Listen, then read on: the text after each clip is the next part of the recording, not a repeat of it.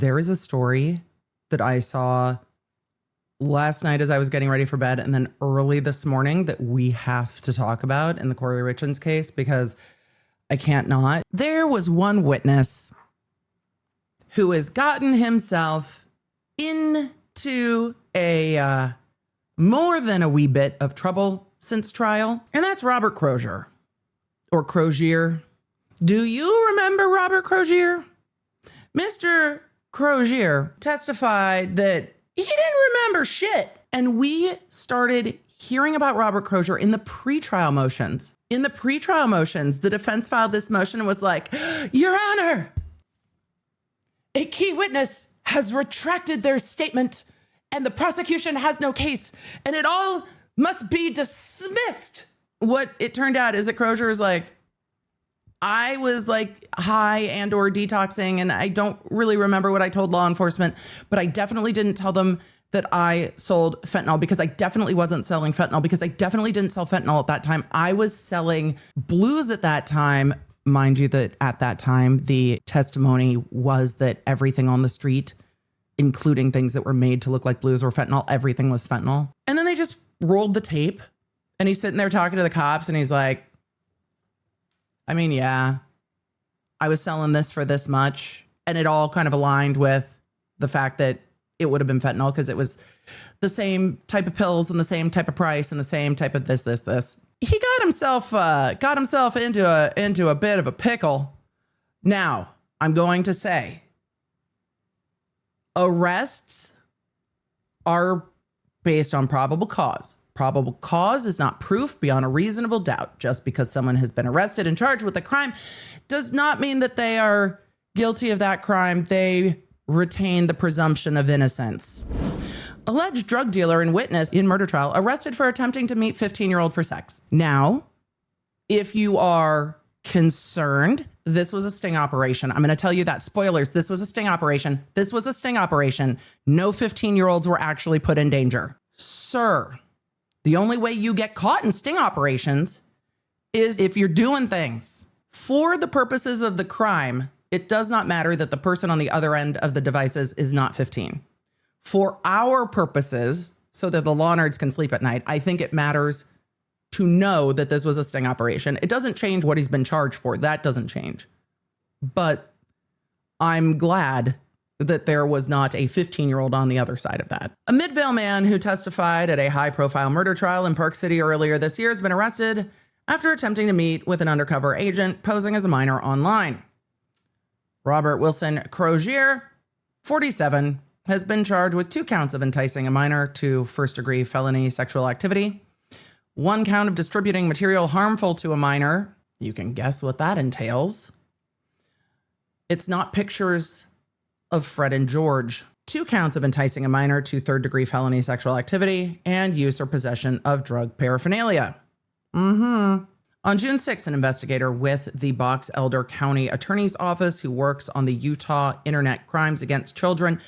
Do not mess with ICAC. They will find you. And I'm glad that they do.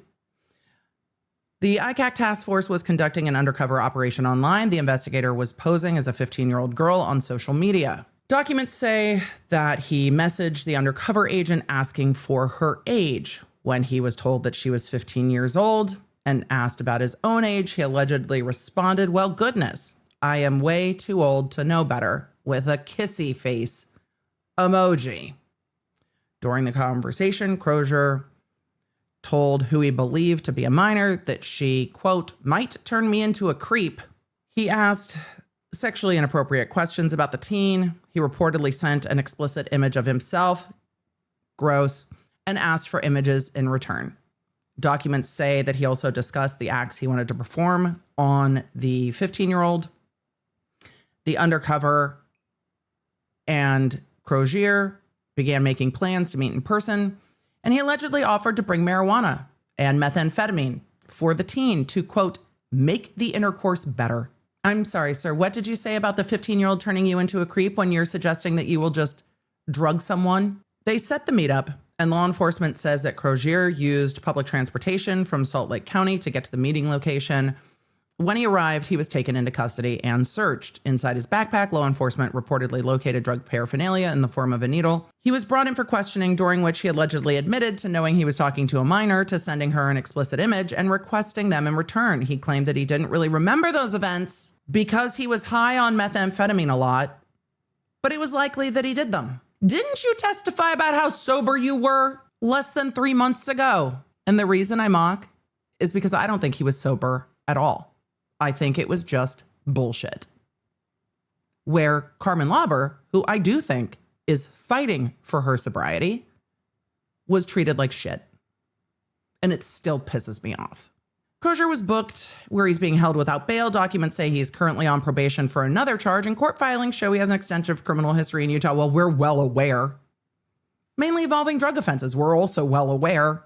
Mr. Crozier, maybe, just maybe you'll get to reunite with your bestie, Miss Lewis.